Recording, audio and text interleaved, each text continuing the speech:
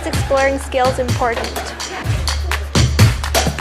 It just gives another opportunity for those students to explore what they want to go into.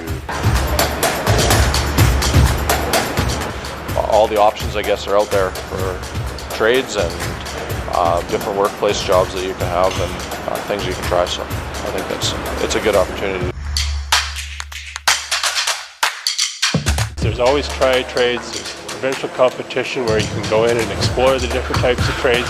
Yeah, trades is a big thing. Like for me at least, trades is huge. Well, I always see my dad like weld and all that stuff. So then I was like, oh, let's try welding. It seems fun, making your own projects. And then I fell in love with it and it's great.